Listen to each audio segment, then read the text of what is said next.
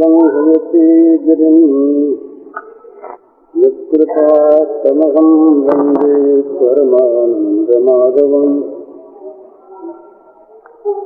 वसुदेवसुतं देवं कंसचाणूरमर्दनम् देवकी परमानन्दं कृष्णं वन्दे जगद्गुरुम्।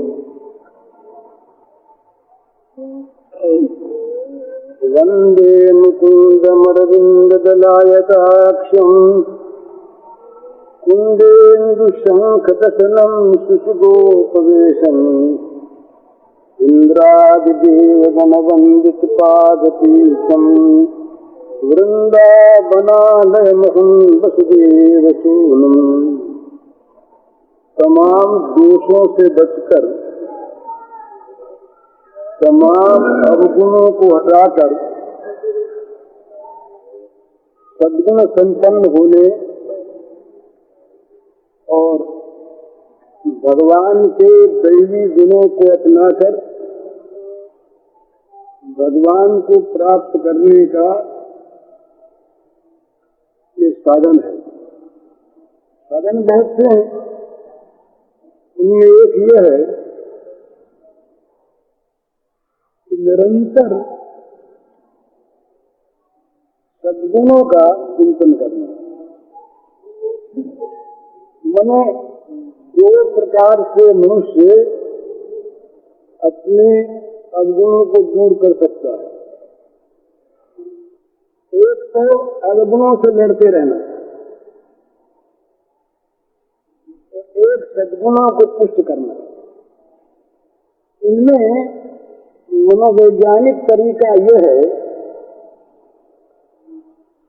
कि सद्गुणों का निरंतर चिंतन करे, अपने भी दूसरों के भी। और इसमें बहुत से और लाभ हैं।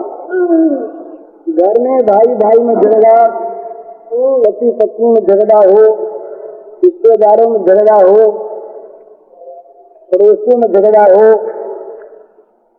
तो क्या करें? बहुत समझने की और याद रखने की बात मैं कह रहा हूं। उनके अवगुणों को, दोषों को बता बता कर चित्त में दुखी होता रहे और उनकी आलोचना करता रहे, ये ठीक? या उनके सद्गुणों को देख देख कर उनको पुष्ट करता रहे, ये ठीक? किसी के भी दोषों को देख कर और दोषों को बताकर उसे आप दोष मुक्त नहीं कर सकते। वो चिढ़ जाएगा, वो आपको अपना शत्रु मानेगा। और यदि आपने उसके गुणों की तारीफ की, यदि आपने झूठ मूठ नहीं, खुशामद के लिए नहीं, किसी बुरी नियत से नहीं, सचमुच उसमें जो कोई गुण दिखे उन गुणों को आप ग्रहण करेंगे, उनकी तारीफ करेंगे, तो उसके मन में आपके प्रति सद्भाव उत्पन्न होगा। और केवल उसी का नहीं, ये अपने लिए भी आवश्यक बात है। निरंतर अपने को दीनहीन, साधनहीन, अकर्मण्य मानता रहेगा तो निराशा उत्पन्न होगी। माने भगवान के बल पर और अपने को वो माने कि मैं सब कुछ कर सकता हूं। सद्गुण जो अपने अंदर दिखे उनकी पुष्टि करे, दूसरों में सद्गुणों को देख देख कर उनको अपनावे। अभी मैं नीचे बैठा था, देख रहा था, तो उसमें बड़ी सुंदर कविता अंग्रेजी की थी, मेरे हाथ में भी मैं ले आया, वो मुझे याद आ गई। बड़ी सुंदर चीज है। कहते हैं, God is my help in every need, God is my help in every need, God does my every hunger feed, God walks beside me, guides my way through every moment of day. I now am wise, I now am true, patient, kind and loving too. All things I am, can do and be, through sense, the truth that is in me. God is my health, I can't be sick. God is my strength, unfailing grip. God is my all, I know no fear, since God and love and truth are here. इतना सुंदर भाव, ये भगवान के साथ जोड़कर अपने को सद्गुणों का स्मरण करना, वो बड़े ये विश्वास के वाक्य हैं। कहते हैं ईश्वर प्रत्येक आवश्यकता में मेरे सहायक है। विश्वास, ईश्वर मेरी प्रत्येक भूख के भोजन है। ईश्वर निरंतर मेरे साथ रहते हैं और मेरी रक्षा करते हैं। सब समय सर्वदा प्रत्येक क्षण मैं जानकार हूँ, ज्ञानी हूँ, बुद्धिमान हूँ, मैं सच्चा हूँ, मैं सहिष्णु हूँ, मैं सर्वे हूँ और मैं प्रेमी हूँ। सब चीजें मैं कर सकता हूँ और सब चीजें मैं बन सकता हूँ महात्माओं के द्वारा। ये सत्य मेरे अंदर वर्तमान है। ईश्वर मेरा स्वास्थ्य है, मैं कभी भी बाहर नहीं हो सकता। ईश्वर मेरी शक्ति है, अभ्यस्त और त्वरित। ईश्वर मेरा सर्वस्व है, इसलिए मैं भय तो नहीं जानता। ईश्वर प्रेम और सत्य ये मेरे साथ। अपनी भावनाओं को आप निरंतर भावित करिए, अपने मन को इन भावनाओं में लगाइए, आप में शक्ति आवेगी, साहस आवेगा, प्रेम आवेगा, दया आवेगी, सहिष्णुता आवेगी, ज्ञान की वृद्धि होगी, स्वास्थ्य आवेगा। निरंतर सोचिए, मैं असहाय हूँ, मैं दीन हूँ, मैं किसी काम का नहीं, मेरा क्या होगा, मैं तो सर्वथा निराश हूँ, मेरे लिए कोई आशा की चीज नहीं, मैं मूर्ख हूँ, मैं बीमारियों से घिर गया, मेरा कौन। ये सोचिए, जो आपका मन ऐसा बनेगा तो ये चीजें आप में आती चली जाएंगी। आप अगर शक्ति का स्मरण करते हैं शक्तिमान होंगे, आप अगर दुर्बलता का स्मरण करते हैं दुर्बल होंगे। ये मन का बड़ा असर होता है शरीर पर भला। वो फ्रांस में एक डॉक्टर हैं, वो चिकित्सा करते हैं, मनोवैज्ञानिक। उनकी किताब है अंग्रेजी में, इसमें दृष्टांत आया तो सच्ची घटना में लिखी कि एक आदमी के घर में देखने गया रोगी को, कुछ था नहीं, खाली थोड़ा सा उसको बहम था। मैंने कहा तुम अच्छे हो जाओगे, तुम्हारे को रोगी नहीं है, मैं जाकर रिपोर्ट भेजता हूँ। मैं अपने दवाखाने में आकर और उसको रिपोर्ट लिख के भेज दी। उसके 1 घंटे बाद उसका आदमी दौड़ता हुआ आया, जल्दी आप चलिए, वो साहब मरना सन्न है, उनका हृदय बढ़ रहा है, उनको ऊपर के श्वास आए हैं, पसीना पसीना हो गया है बदन, बड़ी बुरी हालत। डॉक्टर लिखते हैं कि मैं गया, मैंने जा करके देखा तो सचमुच हृदय बढ़ रहा, सचमुच शरीर में पसीना आ रहा, बदन ठंडा हो गया। बड़ी धीमी आवाज से उसने कहा कि डॉक्टर साहब आपके यहाँ से रिपोर्ट आई, मैंने रिपोर्ट पढ़ी और पढ़ते न मालूम मेरे क्या हो गया, ये दशा मेरी हो गई। तो कहा जरा तो वो रिपोर्ट देखो। मैं रिपोर्ट देख करके अब मैं समझ गया रिपोर्ट की किसी दूसरे रोगी की जो भूल सुन के आ गई। रिपोर्ट में लिखा था कि अब आपके बचने की कोई आशा नहीं है, बहुत कम समय रह गया है, आप कुछ बिल वगैरह करना हो तो कर लीजिए।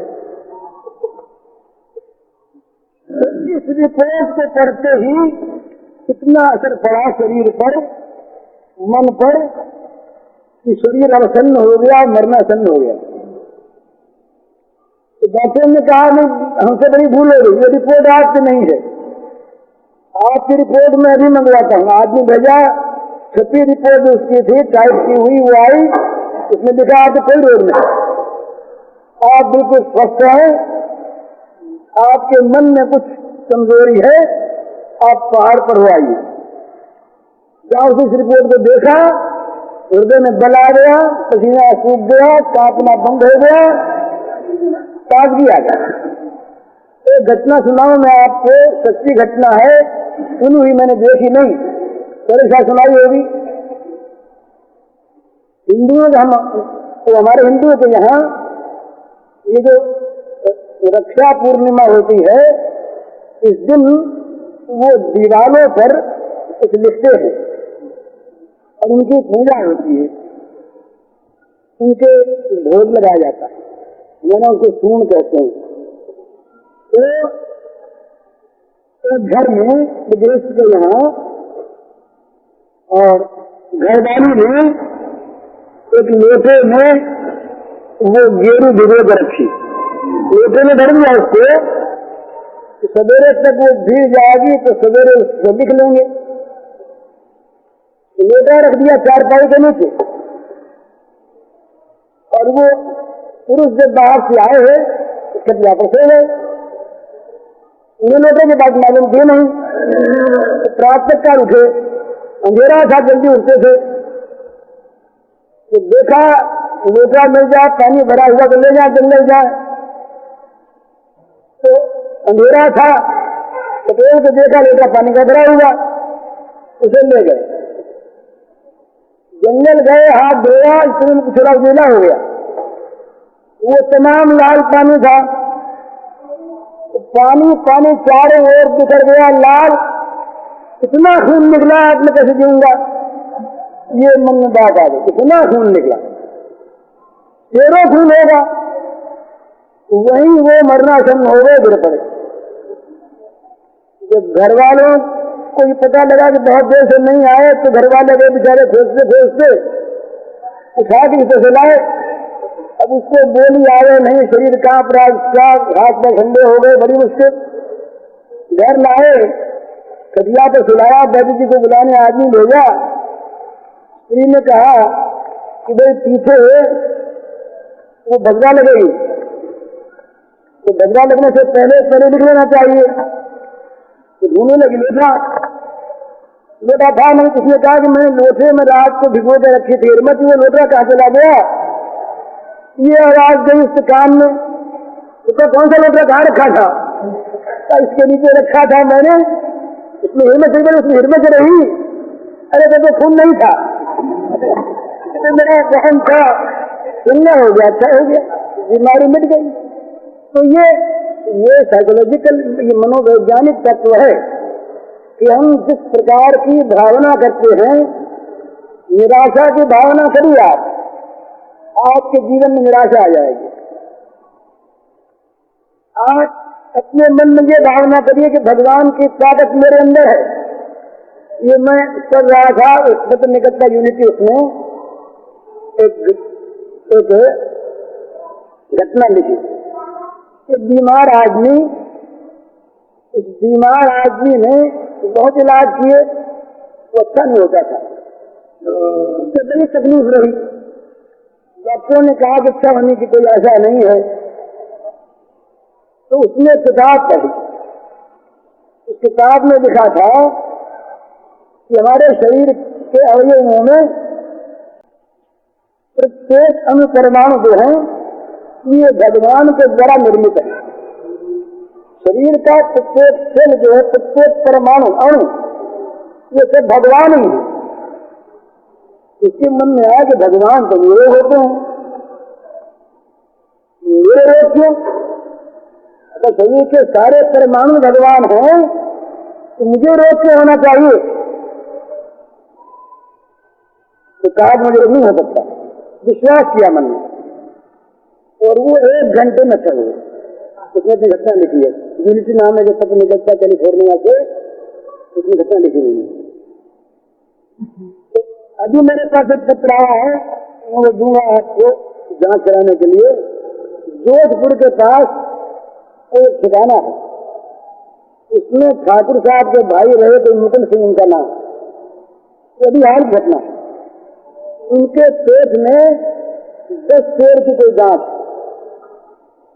तो 10 लोग रखा था।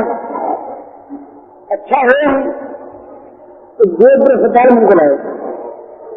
अस्पताल में डॉक्टरों ने कहा कि ऑपरेशन होगा। उनका मैं कुछ नहीं करवा था, घर वाले ने कहा कुछ करवाना पड़ेगा, बिना कुछ काम होगा नहीं। तो सवेरे ऑपरेशन होगा, मुझसे हो गया। उनकी इच्छा ठीक ठीक ऑपरेशन हो रही। उन्होंने रात को भगवान से प्रार्थना की, क्या कि हो जाना। प्रातः काल डॉक्टर ने आकर देखा कि पेट में गांठ ही नहीं। ये कार्ड मेरे पास मौजूद है, ये मैं जोधपुर किसी सज्जन के पास भेजना चाहता हूँ जांच के लिए, कहाँ तक कितना सत्य है। ये सत्य है तो कल्याण में छापना। नाम लिखा इसका मुकुंद सिंह। तो हम जिस प्रकार की श्रद्धा के साथ, जैसे विश्वास के साथ हम जिन जिन भावों का अपने अंदर निरंतर चिंतन करते हैं, हम वैसे बन जाते।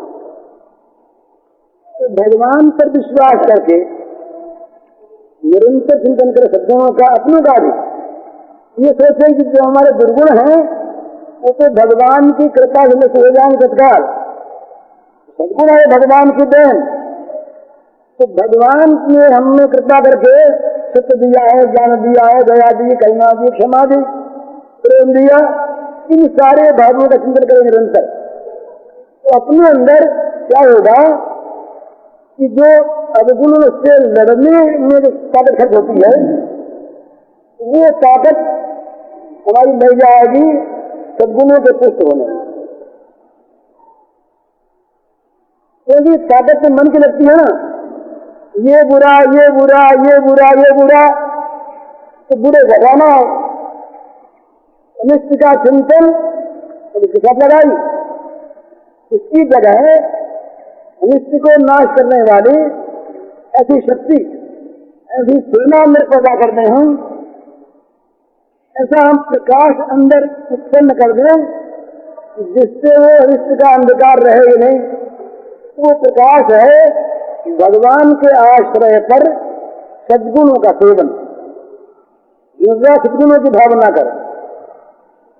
और इसी प्रकार से दूसरों में अगर प्रेम करना हो, सद्गुणों को देखे, किसी की आलोचना न करे, किसी के दुर्गुणों की ओर न देखे।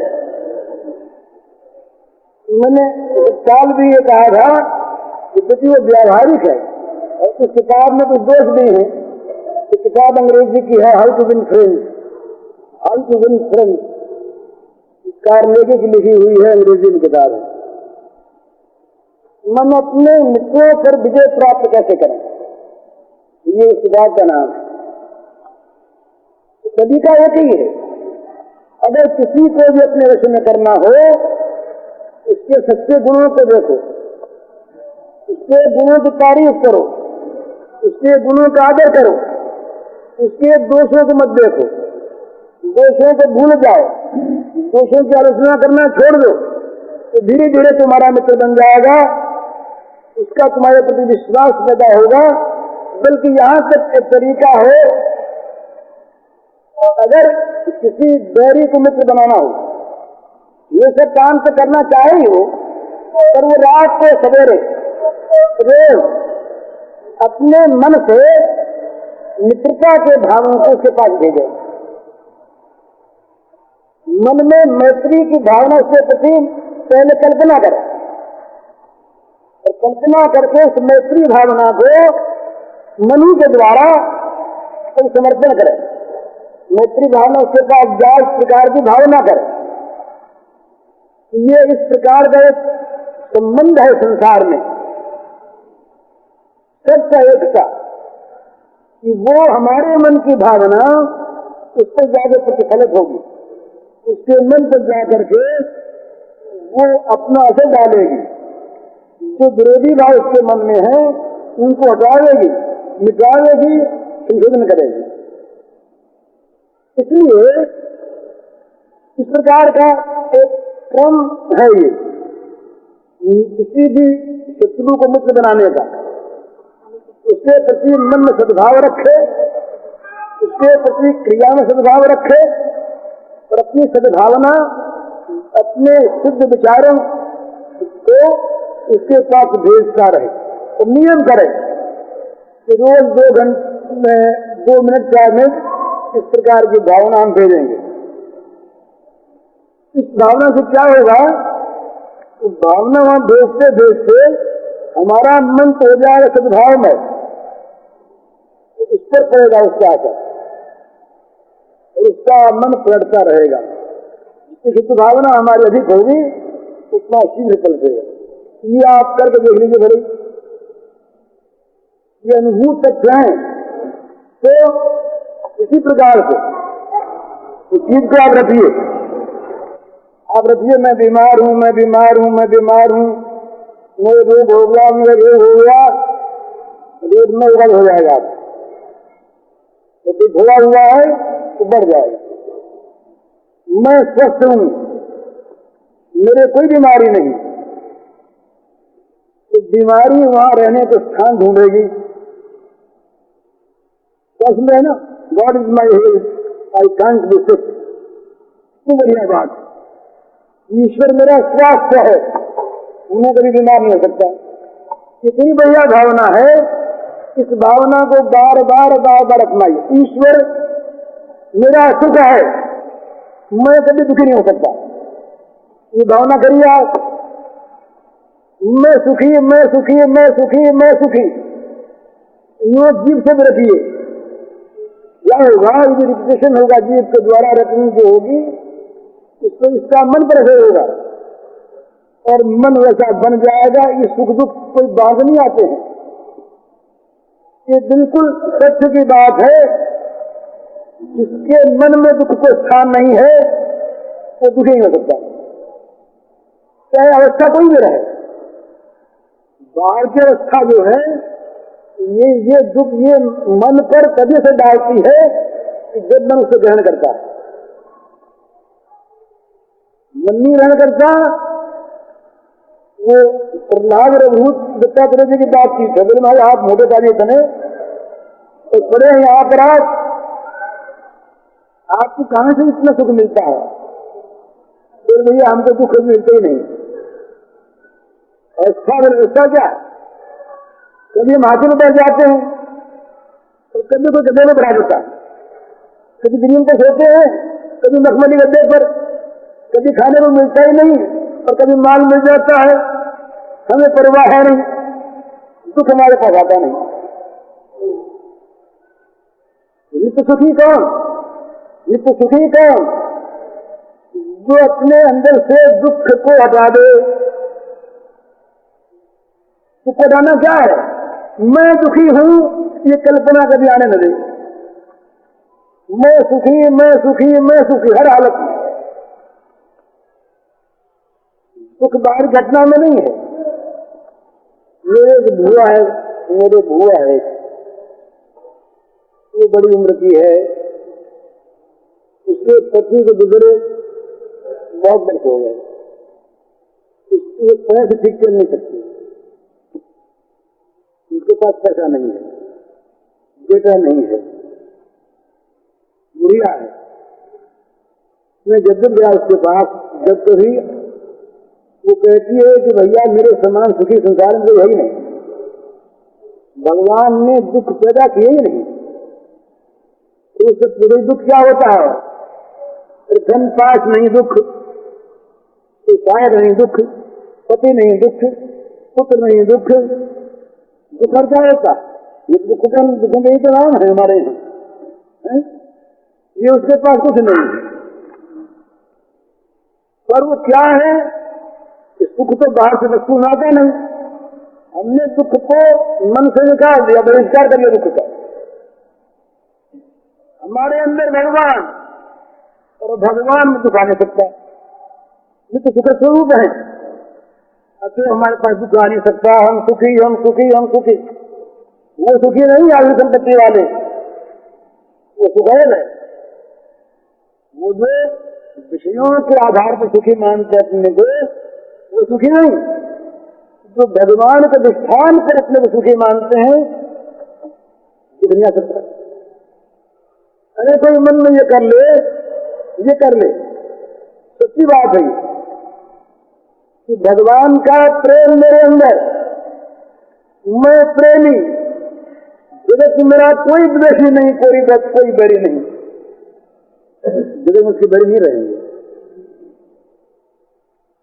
यदि कोई भूल से कभी बैर कर बैठे, उसका मन ठीक हो जाएगा। युधिष्ठिर को हम कहते हैं अजात शत्रु, मैंने जिसका बैरी कभी पैदा नहीं हुआ। कोई कहेंगे कैसे नहीं पैदा हुआ? दुर्योधन थे बड़े भारी बैरी।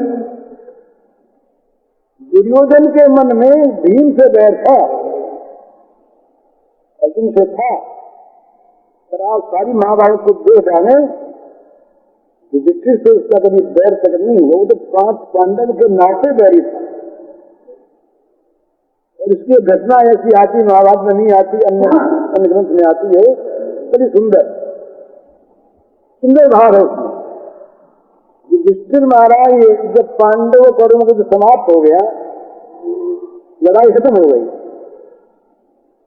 तो ये दुर्योधन अब अकेले बचे, इनको भीम मारने के लिए तैयार। तो सोचा कि भाई कोई ऐसी चीज मिल जाए हमें, ये भीम न मार सके तो ठीक है। तो गई माता के पास, गांधारी के पास। मां से कहा, मैया जो होना था तो हो गया, एक बचा हूं, अगर मैं रहा तेरा सब कुछ रहा, मैं गया तो सब गया, तू मेरे बचने का उपाय बता। माता तो जानती थी ये बचेगा नहीं। जिस दिन उसने द्रौपदी की साड़ी खींचने का उपक्रम किया, जिस दिन उसने सभा में द्रौपदी का अपमान किया, तो उसने जान लिया था कि कौरवों का नाश होगा। उस दिन से उसने पुत्र को आशीर्वाद देना बंद कर दिया। पर मां का हृदय था। गांधारी ने कहा, बेटा उपाय है, तू जा धर्मराज के पास, उससे पूछ जा करके कि मैं कैसे बच सकता हूं। शत्रु बना। विश्वास हो गया दुर्योधन को, विश्वास था दुर्योधन को कि धर्मराज के मन में मेरे प्रति कोई बैर नहीं है, मेरे बचने की उपाय ठीक बताएंगे। वो सीधा गया धर्मराज के पास। ये तो था ही नहीं कि बैरी आ गया कैद कर लो, ये चीज तो थी नहीं। बिना हथियार के धर्मराज के पास, युधिष्ठिर के पास जब दुर्योधन पहुंचे, बड़े सम्मान से आगे से दिखाया, भैया आओ, प्रेम किया, क्या क्यों आए, कैसे आए, मेरे लायक काम, तुम्हारा काम बड़ा भारी है, भीम मुझे मारना चाहता है, और भीम मुझे मार देगा तो कौरव हार जाएंगे, मैं बचना चाहता हूं, आप बताओ तो मेरे बचने का उपाय है। तो मैं सब एक ही समस्या है। दुर्योधन है कौरवों का प्रतीक, युधिष्ठिर है पांडवों के प्रतीक। गुरुनगर तक जाता है तो विजय नहीं होती। विजय होती तो पांडव हार जाते हैं, पांडव विजय नहीं होती। और पांडवों के जो स्वामी हैं उससे पूछ रहे हैं सब कौरवों के स्वामी कि मैं कैसे बचूं। गंगाल ने कहा भैया उपाय है, सबका उपाय जवाब उसमें कोई कसर नहीं। माँ गांधारी जो है, माँ गांधारी की आंखों में ऐसी ताकत है, वो प्रेम से देख ले तो शरीर इसका वज्र का हो जाए। और अगर वो कहीं माँ गांधारी रोज से देख ले तो भस्म हो जाए। ये घटना पहले हो चुकी थी, आगे जाकर के हुई। क्योंकि कौरव सब मारे गए, एक दिन रानी अपनी बहू के साथ लेकर के गांधारी देवी रण क्षेत्र में घूम रही थी, लाशों को देखती हुई। अपने अपने पति की लाश को लेकर सती होना है, इस भाव से वो सब कौरव कुल वधुएं वो देवियां साथ साथ घूम रही। वहां श्री कृष्ण अर्जुन को लेकर युद्ध को लेकर गए। ये जानते थे कि कहीं गांधारी प्रतिबद्धता है और इतनी जगह उनमें इसमें ताकत है, अपने 100 पुत्रों को की लाश देखेगी तो उसके मुंह से निकल जाएगा पांडवों का नाश हो, तो पांडव से नहीं बच सकते। तो भगवान श्री कृष्ण थे पांडवों के रक्षक। पांडवों को पता नहीं लगता कि हमारे पर कर्तव्य विपत्ति आने वाली है, तो सावधान रहते पहले से श्री कृष्ण। तो माँ गांधारी नक्षत्र में गई बहू को लेकर के, चिंता लगी श्री कृष्ण को, और वो अर्जुन को धनराज को लेकर के वहां पहुंचे। जब माँ देख चुकी तमाम लाशों को तो बड़ी विकल हो रही माँ, श्री कृष्ण सामने पहुंचे। धर्मराज ने प्रणाम किया। धर्मराज ने कहा माता ये कुलांगार कुलनाशक सकुच प्रणाम कर रहा है आपके करने में। बड़ी गिलानी थी धर्मराज के मन में। तो माता और हृदय उस समय रोष से दुख से व्याकुल था। धर्मराज की इस ग्लानिपूर्ण उक्ति पर मां ने साथ तो नहीं लिया। मां भी पिघल गई कि धर्मराज को अपनी कृति पर दुख है। मां ने देख आई नीचे हाथ जोड़े थे, अंगुलियों के नखों पर नाग नजर गई कि नख जल के खा गए। अर्जुन पीछे हट गए और धर्मराज को पीछे करके भगवान सामने आ गए। माता क्षमा करो, ये तो कौरव का नाश होना था। आप जानती हैं मैं गया भगवत बनकर, इतनी मैंने चेष्टा की, दुर्योधन ने माना नहीं तो मैं क्या करूं, और ये क्या करें। अब वो उनका जो ध्यान था गांधारी मैया का पांडवों पर, वो उनसे हटकर कृष्ण पर आ गया। कहा तुम मुझे समझाने आए हो, सारी नर्थ के जड़ पे तुम हो। अगर तुम चाहते मेरे 100 बेटे मर सकते थे। तो कहा माता मैं क्या करूं, ये भीम ने प्रण कर लिया था कि 100 बेटों को मारूंगा। बोला क्या प्रण किया था। तो जिस समय दुशासन का उसने खून किया भीम ने, तुमने रोका है उसको, कितना निसंस्कारी। तो कहा मैया उसने शासन में जो द्रौपदी के खुले केशों को खींचा था, तब उसने खुल कर लिया था आदेश में आकर के खून पीऊंगा तो खून से बालों को खींचूंगा। मैं क्या करता, फिर गांधारी बोली, अच्छा जिस समय दुर्योधन की जांघ पर भीम ने गदा मारी, वो क्या धर्म था? तुम कहां चले गए थे? तो कहा मैया उस समय बात ये थी कि जब दुर्योधन ने कहा था द्रौपदी से मेरी जांघ पर बैठ, जांघ का कपड़ा था उसने राज दरबार में कहा था मेरी जांघ पर बैठ, तो भीम ने प्रतिज्ञा की थी कि जांघ को गदा से तोड़ूंगा, इसलिए तोड़ा इसलिए। बोली मैया अच्छा कोई मृत्यु के सामने मैं नहीं बोल सकती, तो मैं जानती हूं कि मेरे कुल का नाश मैंने कराया, मैं तुझे साथ देती हूं कि तेरे कुल का नाश इसी प्रकार आपस में लड़कर होगा, तमाम यादव अपने हाथ में लेकर मर जाए। भगवान हंसे, भगवान ने कहा इसीलिए तो मैं आया था, आज का जो साथ है ये सफल है।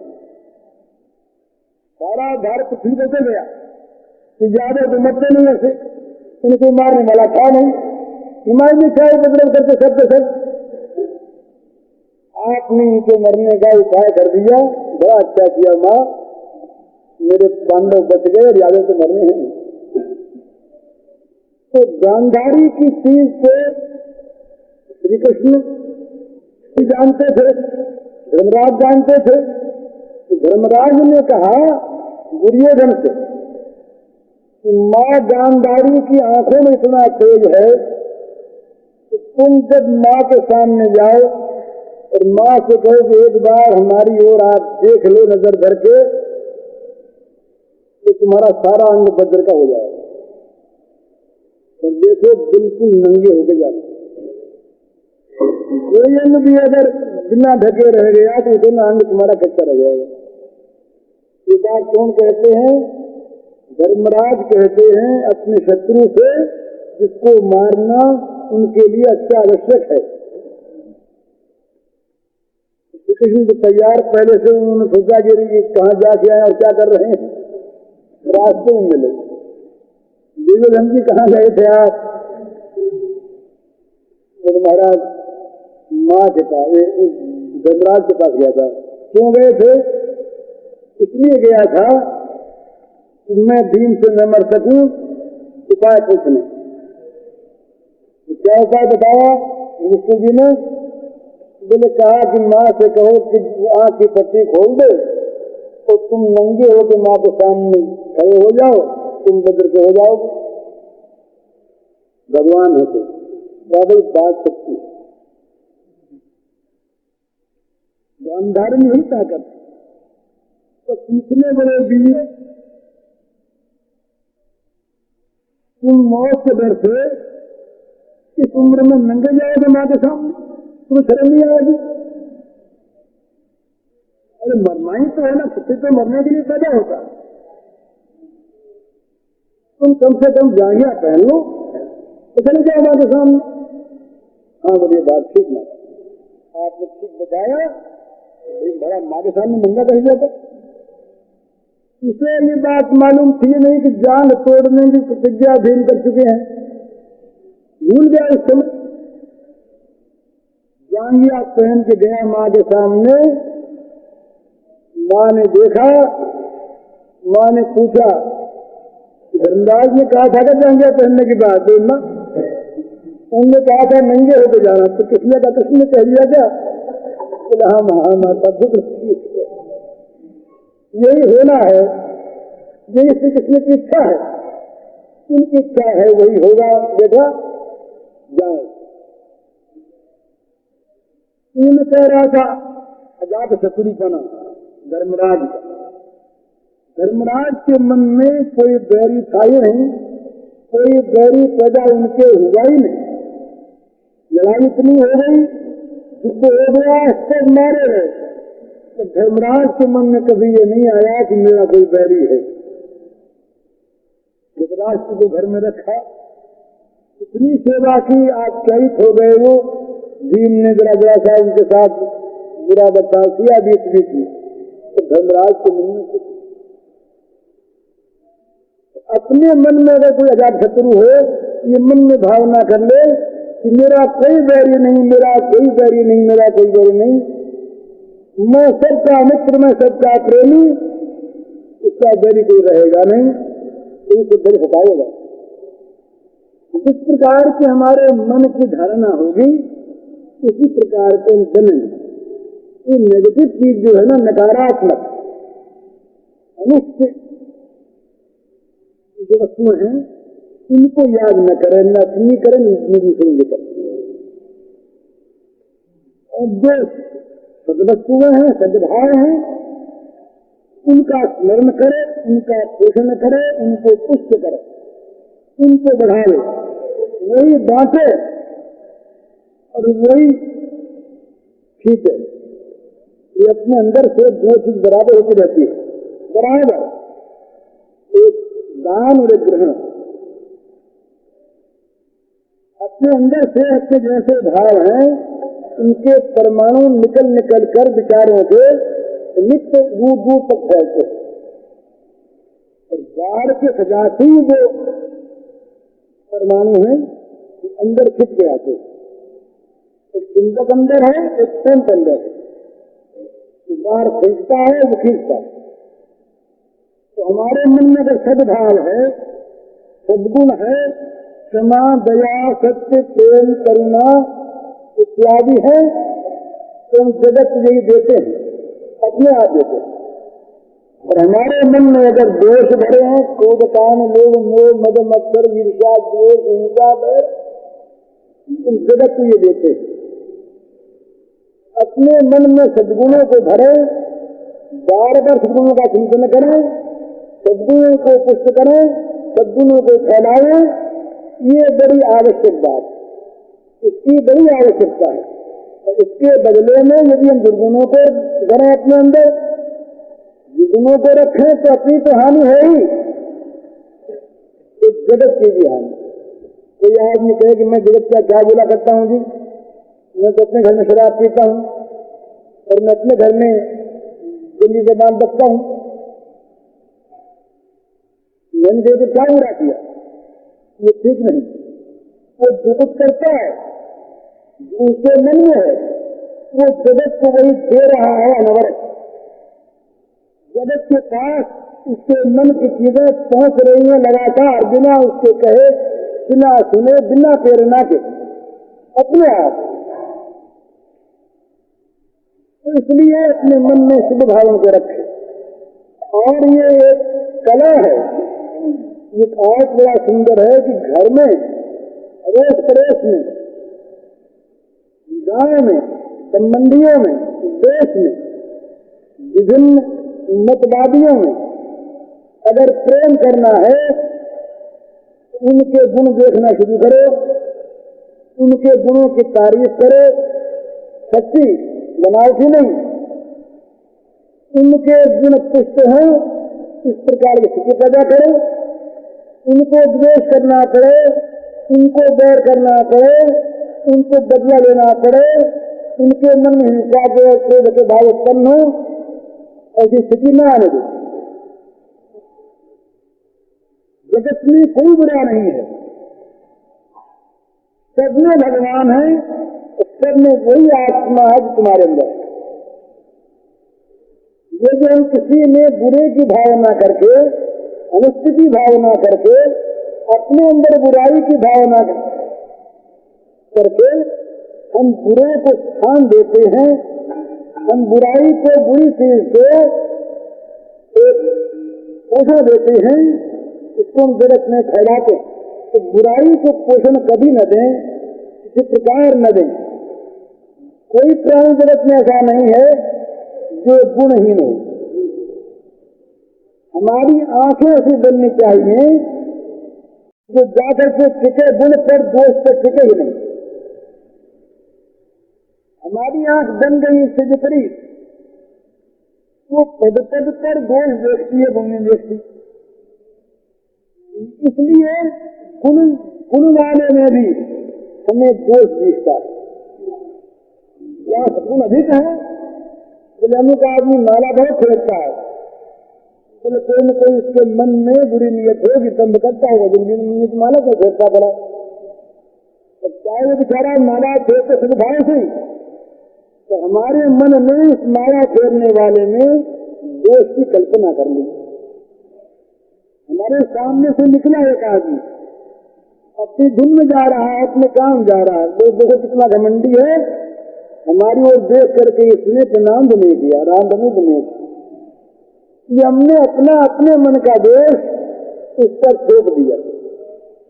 इसी प्रकार से संसार में बहुत से कलह होते हैं केवल संदेह को लेकर, बेसमझी को लेकर। एक घटना हुई एक जगह, सच्ची बात है ये, कि एक लड़का था, उस लड़के को चवन्नी मिली कहीं, एक चवन्नी थी खोटी, तो वो क्या करे बेचारा, तो उसके मन में आया हलवाई की दुकान पर जाए चवन्नी दे दें, अगर वो ले ले तो बच्ची का छोटा, तो वो वहाँ अलग अलग तो भीड़ लगी हुई, उसको कहने की मिठाई ली और चवन्नी दे दी।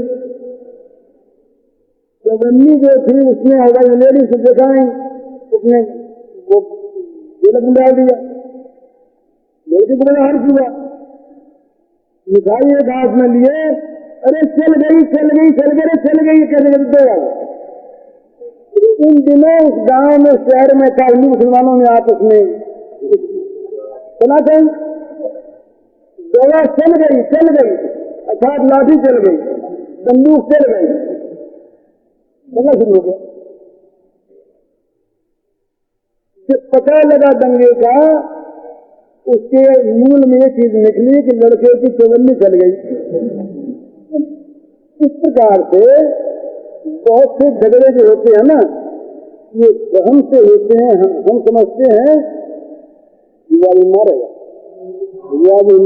हमको बैर कंज मारेगा, हमको मारेगा, सामने अगर दिखता है तो हम लठी संभाल लेते हैं, आगे जाए वो मारने दे, कहीं हमको मारने दे, कहीं पाया है तो अभी हमने ऊंची कर ली, वहां सामने मार दी, जाते पहले मारो, लाठी मार दी उसके, या तो उसका खून हो गया या बदले उसने मारी, लड़ाई शुरू हो गई।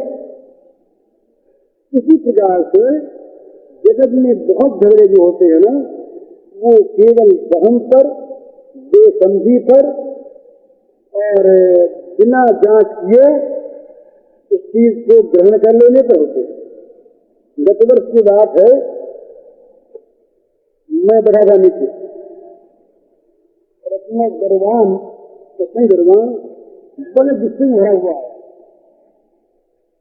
मैं समझा करके बैठा ही था, कि दूसरे को मैंने पूछ लिया भाई क्या बात, बोले बात क्या है बाबू, अपने कमरे में उन लोगों ने कपड़े फेंक दिए, जल्दी जाना चाहिए, नहीं क्यों फेंक दिए, उन लोगों ने फेंक दी, तुम कुछ मत करो, कहीं मत जाओ, मैं करता हूँ। मैंने एक चिट्ठी लिखी विद्वानंद जी का नाम, मैंने कहा मैंने किस तरह से गरवान कहता है, और व्यक्ति आप ये से किसी कमरे में आई, कैसे आई है, क्या हुआ है, अगर जानबूझकर फेंकी हो तो उससे आप जानिए, और भूल से फेंके तो आप उसका पता लगाइए, ऐसी चीज होनी अच्छी नहीं। इसलिए क्या वो बेचारे उठे, पता लगाया तो मालूम हुआ उस कमरे में जो ठहरा हुआ था उसमें नौकरानी थी डाइन, छोटे बच्चे ने कट्टी थी, उसने उठाया, कागज था, दीवार पर फेंक दिया, वो भाग्य से गिर गई आकर के खिड़की में, नहीं था ना, उन्होंने चिट्ठी लिख दी इसको, उसी समय ये घटना ऐसे ऐसे हुई है, मैंने स्वयं जांच की है, उनका नाम दिखाई गई, ठहरे हुए थे, आप स्वयं आकर के जांच करने भूल ग्रहण करना चाहते हैं, झगड़ा मिल गया, और उनकी कट्टी फेंकी, सुनकर हम दौड़ से उधर पूरा फेंको, तो क्या होता, लड़ाई करती नहीं, लड़ाइयाँ बहुत इस तरह से बढ़ा करती हैं, या तो बहम से, संदेह से, या बगैर जांच के, या आंख पर जाने। आंख करने का मतलब क्या? जहाँ आंख में द्वेष हो जाता है ना, वहाँ गुण भी दोष दिखता है। ये नियम है, सिद्धांत। और जहाँ आंख में राग हो जाता है, वह दोष भी गुण दिखता है। अपना बेटा और पराया बेटा, दो लड़कर के आए माँ के पास।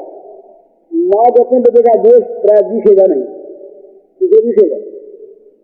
अगर दिखेगा तो कुछ छिपा लेगी माँ, उसी उद्देश्य बता देगी। ये क्यों?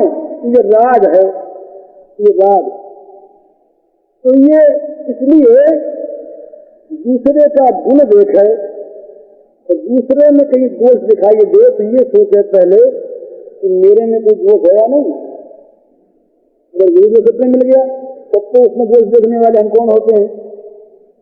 दूसरा मिला है तो इसमें एक है, हमारे में एक है, बदले तुम दोषी में तो है नहीं। तुम गुस्सा करने वाले कौन? क्या अधिकार हमें चोर को चोर कहे कि तुम चोर हो? स्वयं चोर है, वो किसको चोर कैसे कहे? इसलिए दूसरे में कहीं दोष न देखे।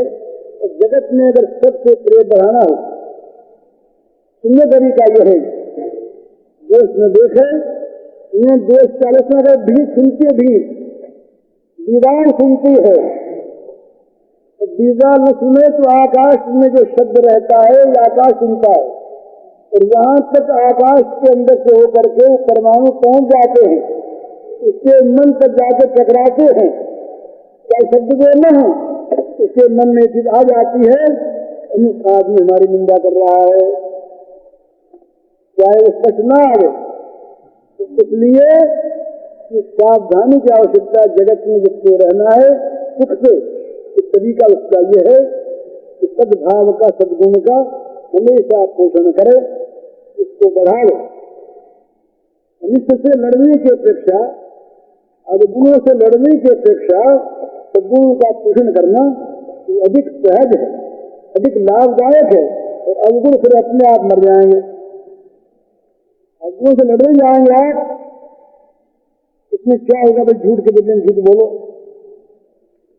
अवगुणों से लड़ने जाने में कहीं कहीं ऐसा होता है कि भाई यहाँ तो इस चीज से क्या करें और उपाय नहीं, यहाँ तो माया थी, यहाँ तो माया थी, तुमने तो माया रखी है कि तुम्हें दोष आ गया प्रत्यक्ष। तो इस बात से बचो। कोई दोषी है, तुम दोषी क्यों बनते हो? कोई भूल करता है, तुम बदले भूल क्यों करते हो? मगर उसे भूल मानते हो और वही भूल तुम करने जा रहे हो। ये कहाँ की बुद्धिमानी है? तुम कहते हो बड़ा बदमाश है, उसने हमारी चोरी की, अब बोले उसने चोरी करवा लो, अपने से चोरी की है। ये कहाँ का न्याय है? ये कहाँ की बुद्धिमानी है? अगर चोरी बुरी है तो तुम चोरी करने क्यों जा रहे हो? और बुरी नहीं है तो उसे बुरा क्यों बता रहे हो? जिस चीज को लेकर के तुम दूसरे को बुरा मान रहे हो, उसी चीज को तुम अपनाते हो, तो तुमने उसमें क्या फर्क रहा?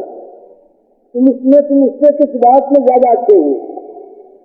इसलिए बुरे के साथ भला बर्ताव करे और बुरे की बुराई को देखे नहीं, उसमें भलाई ढूंढे तो भलाई मिल जाएगी। आंख बदलनी चाहिए। जो सब में ईश्वर देखता है उसको सब ईश्वर दिखते हैं, जो सब में बड़ी देखता है बड़ी दिखते हैं। ऐसा हमको कहते कई लोग ऐसे सामने आते हैं तो हमारे जगत में कोई है नहीं, हमारे सभी सब बैरियों को जगत में हमारा अच्छा रहा है। अरे भले आदमी, तुम्हारी आंख ऐसी हो गई, तुम जगत में भला देखते नहीं, भला कहाँ से मिलेगा? ये देखो सब भले हैं, तुम्हारा कोई बैरी नहीं। निंदा जो तुम्हारी करते हैं, अगर करते हैं तो वो तुमको देखना चाहते सर्वथा निर्दोष। तुम्हारे एक एक दोष को ढूंढ ढूंढ के निकालते हैं, एक को बड़ा करके बतलाते हैं, बिना हुए आरोप करते हैं, सावधान करते हैं, तुम्हें ऐसे न सकना उपकार करते हैं तुम्हारा। और फिर इस जगत में कोई किसी कर नहीं सकता। अपने कर्म का फल अपने को मिलता है, दूसरा मुक्त बनता है तो कुछ कर नहीं सकता। इसलिए दूसरे के साथ कभी मन से, वचन से, तन से बुराई न करो और उसकी बुराई को सोचो मत, याद न करो, भूल जाओ। और इसमें जो गुण है उनको ढूंढो, तुम्हारा लाभ होगा, लाभ होगा। ये सोने की खानों में से सोना निकालते हैं, वो तो तमाम पतली सोने के होते, वो ढूंढ ढूंढ करके, गला गला करके उनके अंदर रहे हुए सोने को निकालते हैं। उनका लक्ष्य है सोने की प्राप्ति, न कि पत्थरों की प्राप्ति। पत्थर में सोना ढूंढो, विश्व में अमृत ढूंढो, बुराई में भलाई देखो, तब तुम भले। बुराई जगत में भरी है, बुराई किसमें नहीं है। बुराई को देखोगे तो तुम्हारा क्या लाभ, तुम्हें बुराई मिलेगी, रात दिन बुराई का चिंतन होगा, वो बुरा, वो बुरा, वो बुरा, दिल में जलन होगी, घृणा होगी। घृणा का जो स्थूल रूप है वो द्वेष है, द्वेष का मोटा रूप बैर, और बैर का मोटा रूप हिंसा, हिंसा का फल नरकों की प्राप्ति। अगर ये करना हो तो दोष देखो, अपनी हानि है और उसकी भी हानि है। उसके दोषों को देख देख करके और बता बता करके उनका पोषण करते हैं, उनको बढ़ाते हैं, उनके प्रति विद्वेष की क्रिया करके उनके अंदर रहने वाले द्वेष की आग में आहुति डालते हैं। वो गिरते, हम गिरते हैं। इसलिए जगत में भलाई देखो, सब भलाई देखो, कोई बुरा जगत में है ही नहीं, सब भगवान के रूप जो है ये देखो। तो जगत में तुमको सब भले दिखेंगे, तुम्हारे पास भलाई आवेगी, तुम्हारे मन में भलाई आवेगी। ये नियम है कि रात दिन आप चिंतन कीजिए अच्छे भाव से भी चोरी का, धीरे धीरे आप चोर बन जाएंगे। तो चोरी का भी चिंतन होता है, तो चिंतन जो है आपके मन को वैसा बनाएगा। इसलिए साइकोलॉजिकल ये सिद्धांत वाले ऐसा कहते हैं, छोटे छोटे बालकों को इन तरह की शिक्षा मत दो। इन तरह की शिक्षा के साथ साथ उन्हें बताना पड़ेगा कि यौन संबंध क्या होता है, तो समझेंगे क्या? उनके लिए तो ऋषि संग रहना ही अच्छा है। उन्हें मालूम न हो कि क्या पदार्थ है, और उन्हें मालूम करवा दिया, उनमें वो त्याग तो नहीं आवेगा। लड़कपन में, यौवन के आरंभ में वृत्तियां शांत तो कहीं सुखदेव की होती, बिगड़ा हुआ वातावरण, सिनेमा रोज देखना, रेडियो गंदे गाने सुनना और उनके सामने इन चीजों को रखना शिक्षा के रूप में ही, तो क्या होगा, जानकारी उनको प्राप्त होगी, दोषों के लिए उनकी वासना जागृत होगी, वो सुनने लगेंगे छोटे बच्चे। इसलिए बुरी चीज को भले के नाम पर भी मत रखो, सच बोलना सिखाओ, तो झूठ क्या है ये मत कहो। जो लोग बच्चों को बात बात में डांटते हैं, लड़कों शिष्यों को कुएं में डांटते हैं, उनके दुर्गुणों को बता बता करके उनका तिरस्कार करते हैं, उनकी हानि करते हैं। चाहे उससे दुर्गुणों का पोषण होगा, संभाल करो, उनमें जो गुण है उनका बखान करो, उनका विकास करो, उनकी पुष्टि करो, वो बढ़ेंगे, वो ज्यादा उन्नत होंगे। किसी आदमी को बार बार अगर दोष बता बता के तिरस्कार किया जाए तो उसका तेज नष्ट होता है, नष्ट होता है। आपने पढ़ा होगा महाभारत में, जिस समय सेनापति कर्ण हुए उस समय कर्ण ने कहा कि हमें एक सारथी चाहिए जो श्री कृष्ण के मुकाबले का हो। हरिओम। पूज्य श्री भाई जी के इस प्रवचन का शीर्षक है अपने में सद्गुणों को बढ़ाने के उपाय और इसका कैसेट संख्या है 65।